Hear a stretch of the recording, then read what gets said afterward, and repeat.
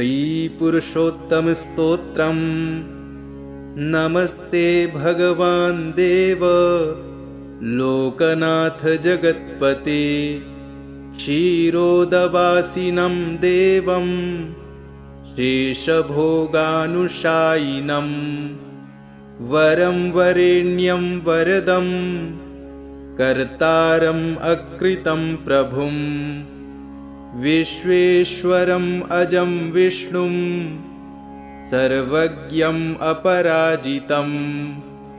नीलोत्पलदलश्यामं पुण्डरीकनिवेक्षणं,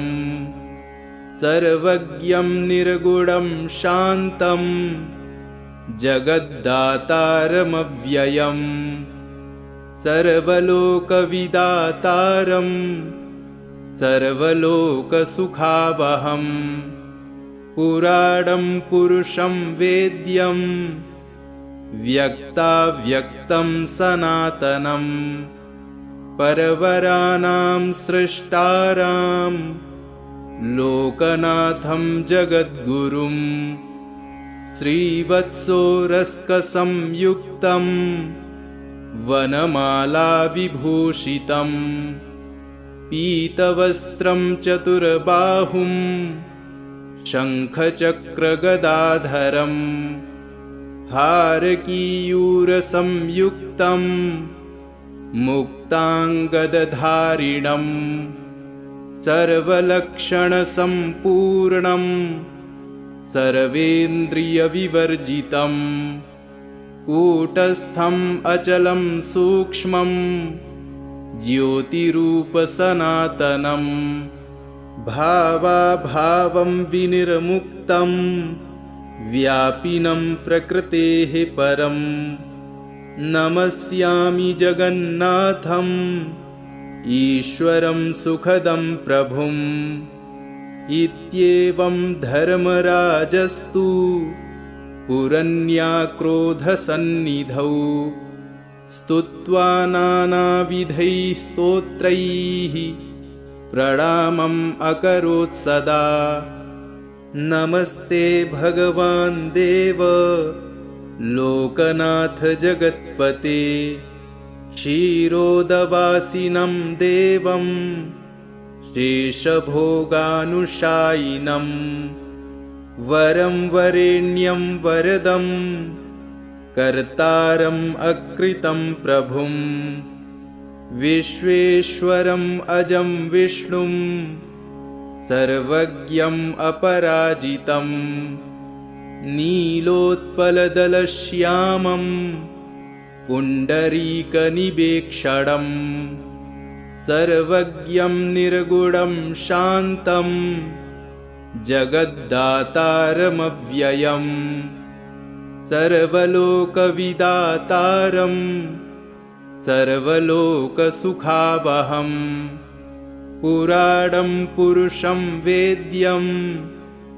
व्यक्ताव्यक्तं सनातनं, परवराणां सृष्टारां लोकनाथं जगद्गुरुं, श्रीवत्सोरस्कसंयुक्तं वनमालाविभूषितं, पीतवस्त्रं चतुर्बाहुं शङ्खचक्रगदाधरं, हारकीयूरसंयुक्तं मुक्ताङ्गदधारिणं, सर्वलक्षणसम्पूर्णं सर्वेन्द्रियविवर्जितं, कूटस्थम् अचलं सूक्ष्मं ज्योतिरूपसनातनं, भावाभावं विनिर्मुक्तं व्यापिनं प्रकृतेः परं,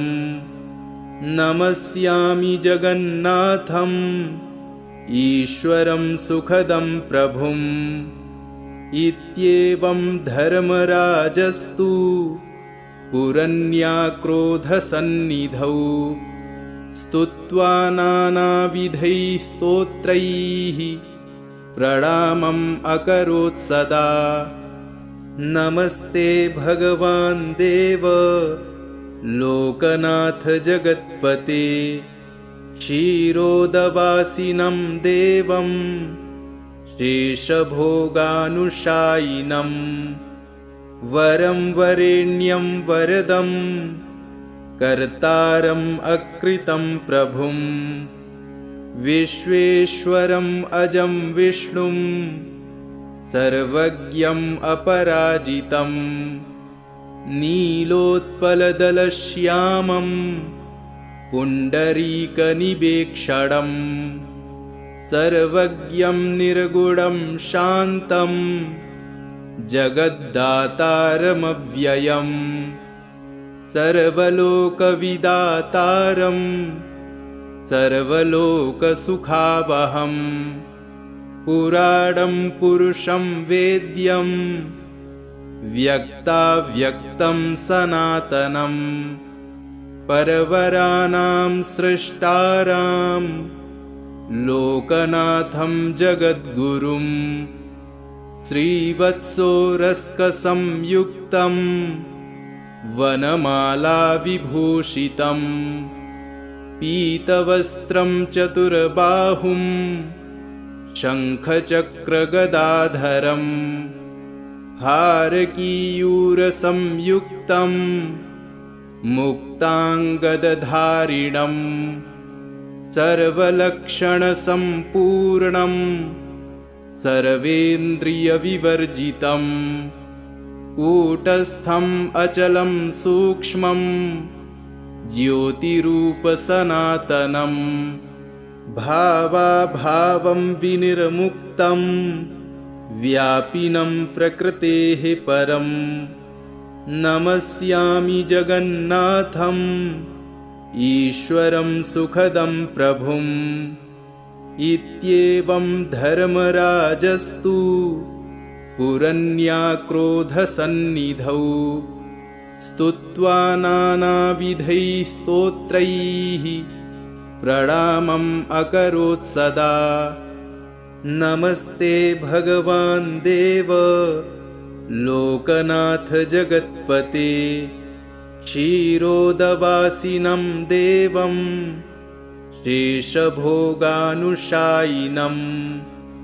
वरं वरेण्यं वरदं कर्तारम् अकृतं प्रभुं विश्वेश्वरम् अजं विष्णुं सर्वज्ञम् अपराजितं नीलोत्पलदलश्यामं पुण्डरीकनिवेक्षणं सर्वज्ञं निर्गुणं शान्तं जगद्दातारमव्ययम् सर्वलोकविदातारं सर्वलोकसुखावहं पुराणं पुरुषं वेद्यं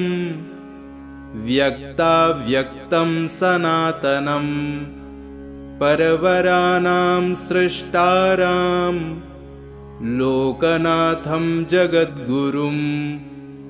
श्रीवत्सोरस्कसंयुक्तं वनमालाविभूषितं पीतवस्त्रं चतुर्बाहुं शङ्खचक्रगदाधरं हारकीयूरसंयुक्तं मुक्ताङ्गदधारिणं सर्वलक्षणसम्पूर्णं सर्वेन्द्रियविवर्जितं कूटस्थम् अचलं सूक्ष्मं ज्योतिरूपसनातनं भावाभावं विनिर्मुक्तं व्यापिनं प्रकृतेः परं नमस्यामि जगन्नाथम् ईश्वरं सुखदं प्रभुम् इत्येवं धर्मराजस्तु पुरन्याक्रोधसन्निधौ स्तुत्वा नानाविधैः स्तोत्रैः प्रणामम् अकरोत् सदा नमस्ते भगवान् देव लोकनाथ जगत्पते क्षीरोदवासिनं देवं शेषभोगानुशायिनं वरं वरेण्यं वरदं कर्तारम् अकृतं प्रभुं विश्वेश्वरम् अजं विष्णुं सर्वज्ञम् अपराजितं नीलोत्पलदलश्यामं पुण्डरीकनिवेक्षणं सर्वज्ञं निर्गुणं शान्तं जगद्दातारमव्ययम् सर्वलोकविदातारं सर्वलोकसुखावहम्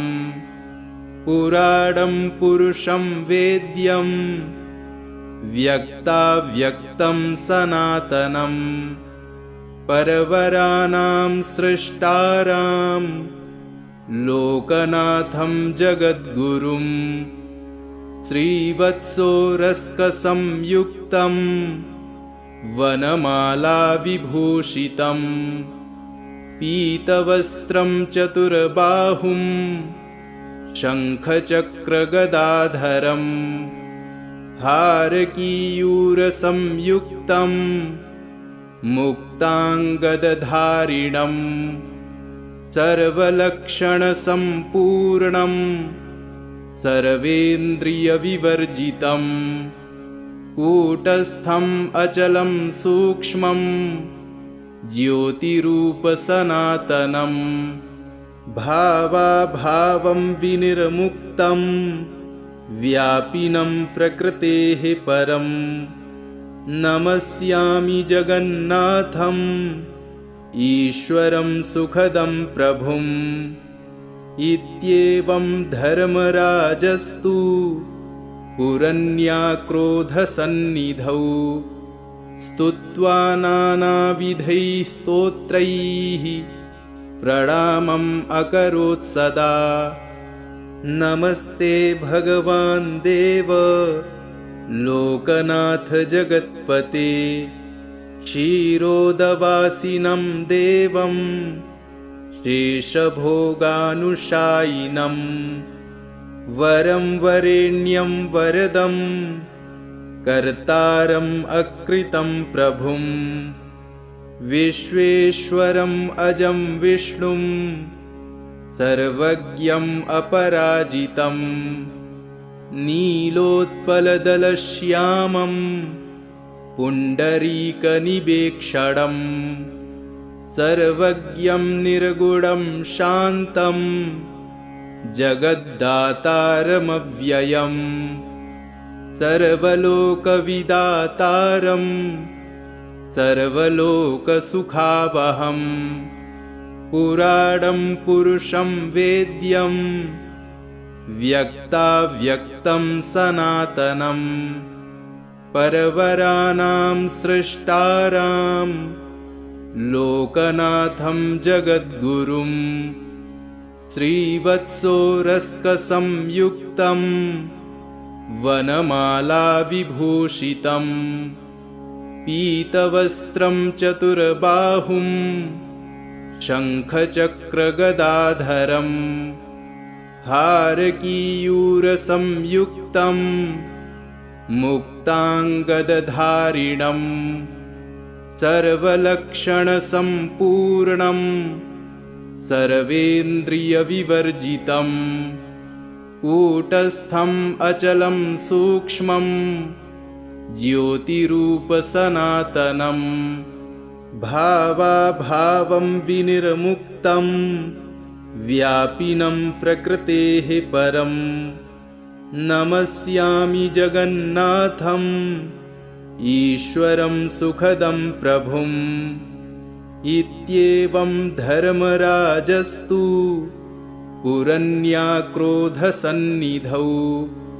स्तुत्वा नानाविधैः स्तोत्रैः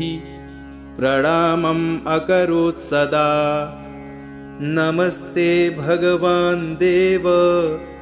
लोकनाथ जगत्पते क्षीरोदवासिनं देवं शेषभोगानुशायिनं वरं वरेण्यं वरदं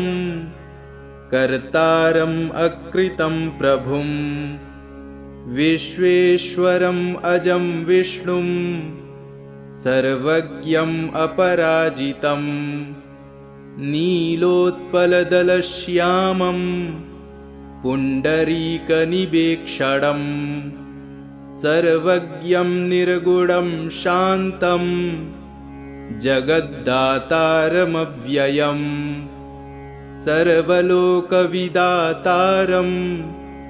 सर्वलोकसुखावहम् पुराणं पुरुषं वेद्यं व्यक्ताव्यक्तं सनातनं परवराणां सृष्टारां लोकनाथं जगद्गुरुं श्रीवत्सोरस्कसंयुक्तं वनमालाविभूषितं पीतवस्त्रं चतुर्बाहुं शङ्खचक्रगदाधरं हारकीयूरसंयुक्तं मुक्ताङ्गदधारिणं सर्वलक्षणसम्पूर्णं सर्वेन्द्रियविवर्जितं कूटस्थम् अचलं सूक्ष्मं ज्योतिरूपसनातनं भावाभावं विनिर्मुक्तं व्यापिनं प्रकृतेः परं नमस्यामि जगन्नाथम् ईश्वरं सुखदं प्रभुम् इत्येवं धर्मराजस्तु पुरन्याक्रोधसन्निधौ स्तुत्वा नानाविधैः स्तोत्रैः प्रणामम् अकरोत् सदा। नमस्ते भगवान् देव लोकनाथ जगत्पते क्षीरोदवासिनं देवं शेषभोगानुशायिनं वरं वरेण्यं वरदं कर्तारम् अकृतं प्रभुं विश्वेश्वरम् अजं विष्णुं सर्वज्ञम् अपराजितं नीलोत्पलदलश्यामं पुण्डरीकनिवेक्षणं सर्वज्ञं निर्गुणं शान्तं जगद्दातारमव्ययम् सर्वलोकविदातारं सर्वलोकसुखावहम् पुराणं पुरुषं वेद्यं व्यक्ताव्यक्तं सनातनं परवराणां सृष्टारां लोकनाथं जगद्गुरुं श्रीवत्सोरस्कसंयुक्तं वनमालाविभूषितं पीतवस्त्रं चतुर्बाहुं शङ्खचक्रगदाधरं हारकीयूरसंयुक्तं मुक्ताङ्गदधारिणं सर्वलक्षणसम्पूर्णं सर्वेन्द्रियविवर्जितं कूटस्थम् अचलं सूक्ष्मं ज्योतिरूपसनातनं भावाभावं विनिर्मुक्तं व्यापिनं प्रकृतेः परं नमस्यामि जगन्नाथम् ईश्वरं सुखदं प्रभुम् इत्येवं धर्मराजस्तु पुरन्याक्रोधसन्निधौ स्तुत्वा नानाविधैः स्तोत्रैः प्रणामम् अकरोत् सदा। नमस्ते भगवान् देव लोकनाथ जगत्पते क्षीरोदवासिनं देवं शेषभोगानुशायिनं वरं वरेण्यं वरदं कर्तारम् अकृतं प्रभुं विश्वेश्वरम् अजं विष्णुं सर्वज्ञम् अपराजितम् नीलोत्पलदलश्यामम् पुण्डरीकनिवेक्षणम् सर्वज्ञं निर्गुणं शान्तम् जगद्दातारमव्ययम् सर्वलोकविदातारम् सर्वलोकसुखावहम् पुराणं पुरुषं वेद्यं व्यक्ताव्यक्तं सनातनम् परवराणां सृष्टारां लोकनाथं जगद्गुरुं श्रीवत्सोरस्कसंयुक्तं वनमालाविभूषितं पीतवस्त्रं चतुर्बाहुं शङ्खचक्रगदाधरम् हारकीयूरसंयुक्तं मुक्ताङ्गदधारिणम् सर्वलक्षणसम्पूर्णं सर्वेन्द्रियविवर्जितं कूटस्थम् अचलं सूक्ष्मं ज्योतिरूपसनातनम् भावाभावं विनिर्मुक्तं व्यापिनं प्रकृतेः परम् नमस्यामि जगन्नाथम् ईश्वरं सुखदं प्रभुम् इत्येवं धर्मराजस्तु पुरन्याक्रोधसन्निधौ स्तुत्वा नानाविधैः स्तोत्रैः प्रणामम् अकरोत् सदा नमस्ते भगवान् देव लोकनाथ जगत्पते क्षीरोदवासिनं देवं शेषभोगानुशायिनं वरं वरेण्यं वरदं कर्तारम् अकृतं प्रभुं विश्वेश्वरम् अजं विष्णुं सर्वज्ञम् अपराजितं नीलोत्पलदलश्यामम् पुण्डरीकनिवेक्षणम् सर्वज्ञं निर्गुणं शान्तं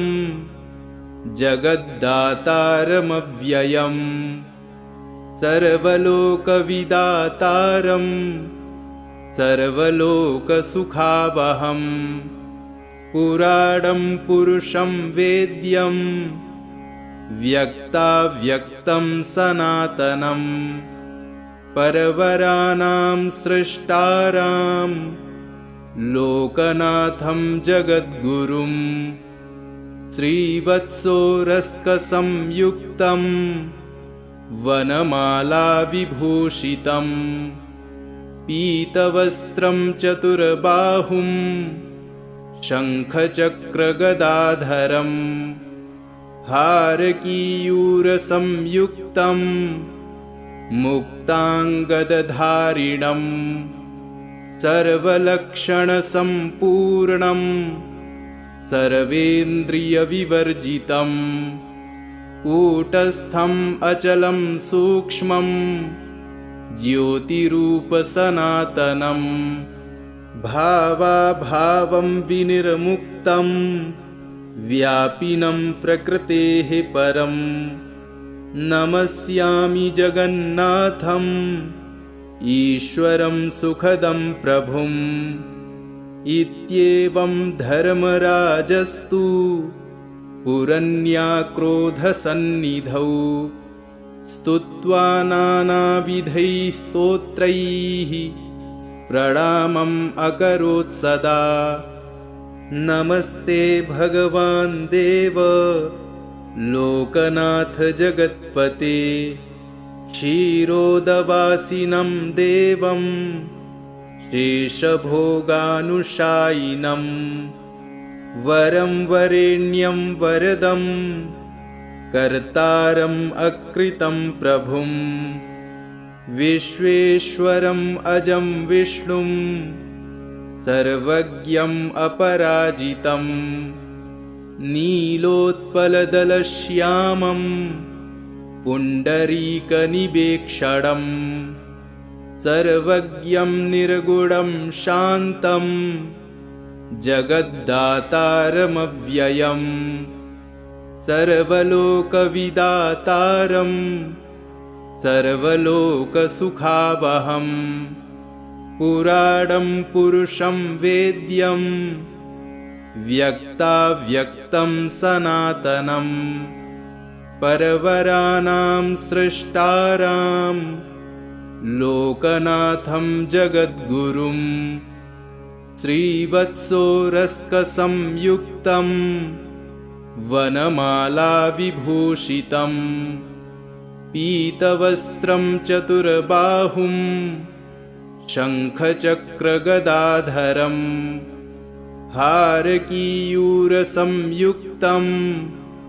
मुक्ताङ्गदधारिणं सर्वलक्षणसम्पूर्णं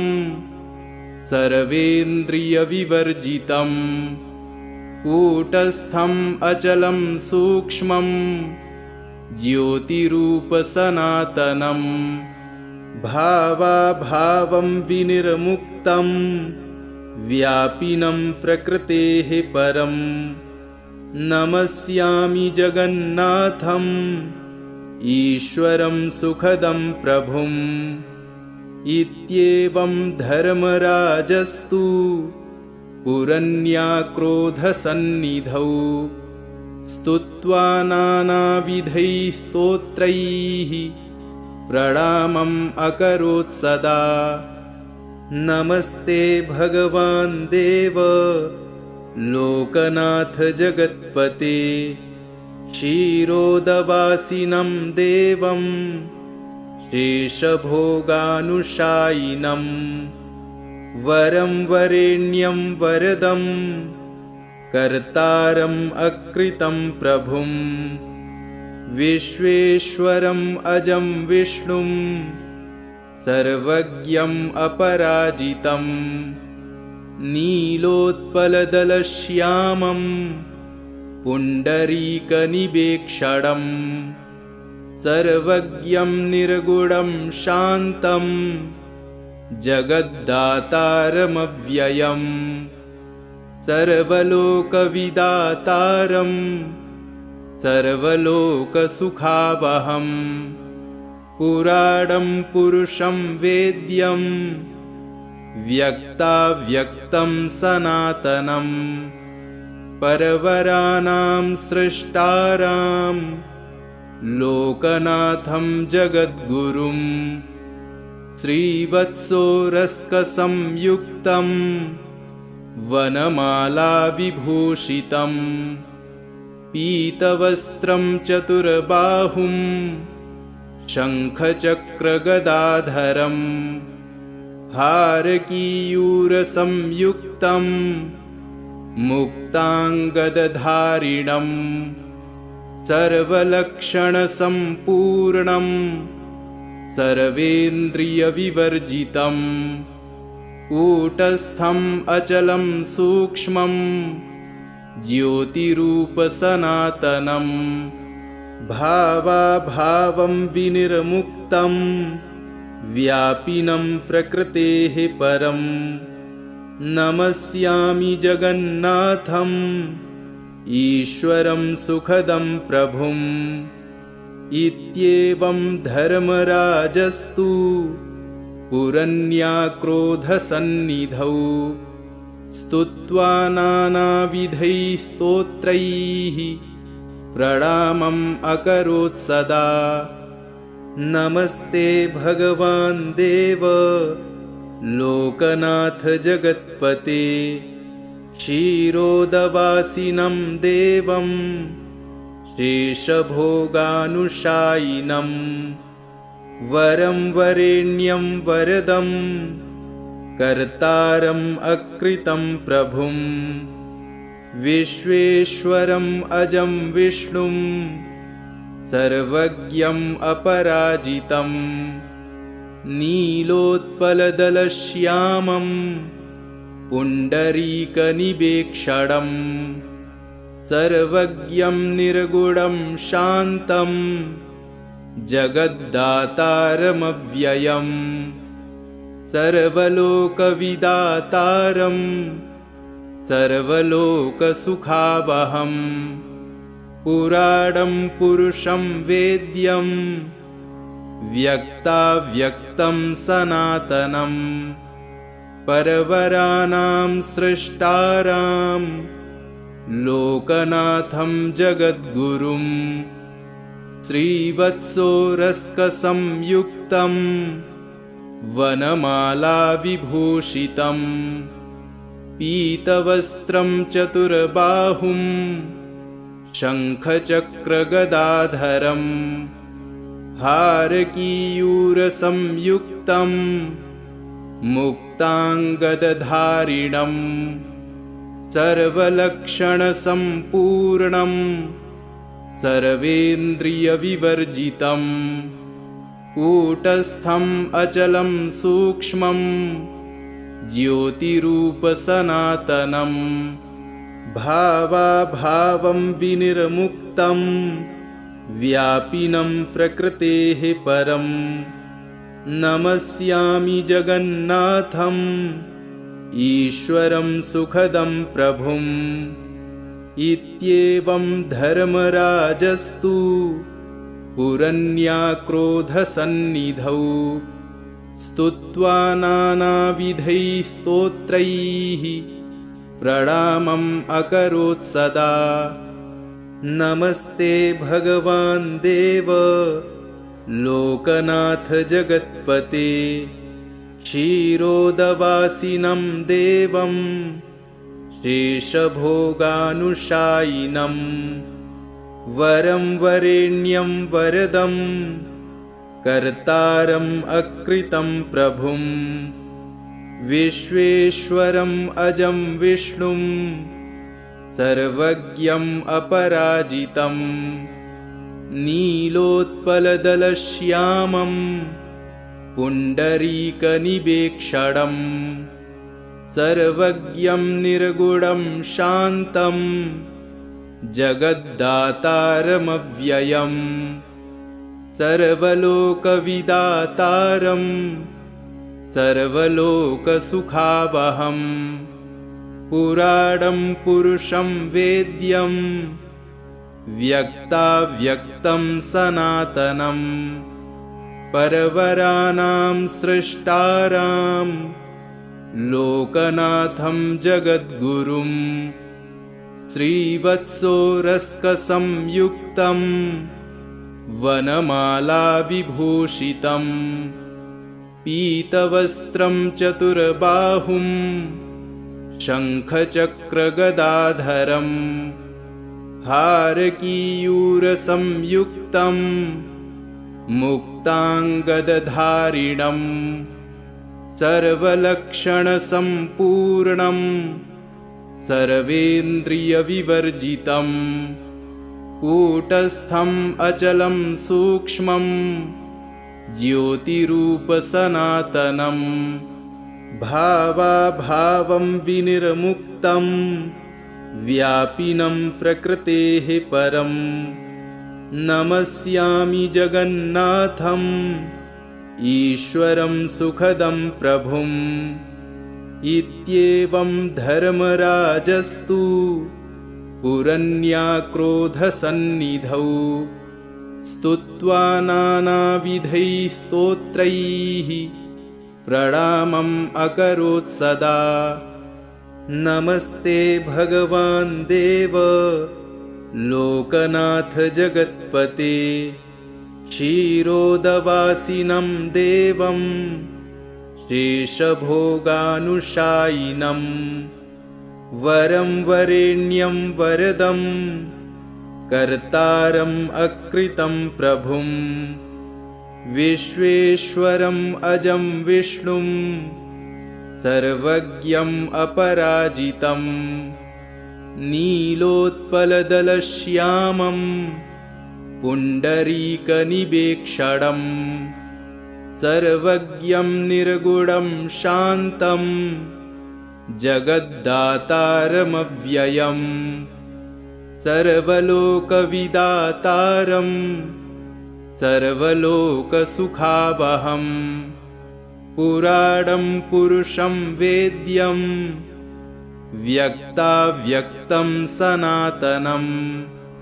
परवराणां सृष्टारां लोकनाथं जगद्गुरुं श्रीवत्सोरस्कसंयुक्तं वनमालाविभूषितं पीतवस्त्रं चतुर्बाहुं शङ्खचक्रगदाधरं हारकीयूरसंयुक्तं मुक्ताङ्गदधारिणं सर्वलक्षणसम्पूर्णं सर्वेन्द्रियविवर्जितं कूटस्थम् अचलं सूक्ष्मं ज्योतिरूपसनातनं भावाभावं विनिर्मुक्तं व्यापिनं प्रकृतेः परं नमस्यामि जगन्नाथम् ईश्वरं सुखदं प्रभुम् इत्येवं धर्मराजस्तु पुरन्याक्रोधसन्निधौ स्तुत्वा नानाविधैः स्तोत्रैः प्रणामम् अकरोत् सदा। नमस्ते भगवान् देव लोकनाथ जगत्पते क्षीरोदवासिनं देवं शेषभोगानुशायिनं वरं वरेण्यं वरदं कर्तारम् अकृतं प्रभुं विश्वेश्वरम् अजं विष्णुं सर्वज्ञम् अपराजितं नीलोत्पलदलश्यामं पुण्डरीकनिवेक्षणं सर्वज्ञं निर्गुणं शान्तं जगद्दातारमव्ययम् सर्वलोकविदातारं सर्वलोकसुखावहम् पुराणं पुरुषं वेद्यं व्यक्ताव्यक्तं सनातनं परवराणां सृष्टारां लोकनाथं जगद्गुरुं श्रीवत्सोरस्कसंयुक्तं वनमालाविभूषितं पीतवस्त्रं चतुर्बाहुं शङ्खचक्रगदाधरं हारकीयूरसंयुक्तं मुक्ताङ्गदधारिणं सर्वलक्षणसम्पूर्णं सर्वेन्द्रियविवर्जितं कूटस्थम् अचलं सूक्ष्मं ज्योतिरूपसनातनं भावाभावं विनिर्मुक्तं व्यापिनं प्रकृतेः परं नमस्यामि जगन्नाथम् ईश्वरं सुखदं प्रभुम् इत्येवं धर्मराजस्तु पुरन्याक्रोधसन्निधौ स्तुत्वा नानाविधैः स्तोत्रैः प्रणामम् अकरोत् सदा। इति श्रीपुरुषोत्तमस्तोत्रम् सम्पूर्णम्।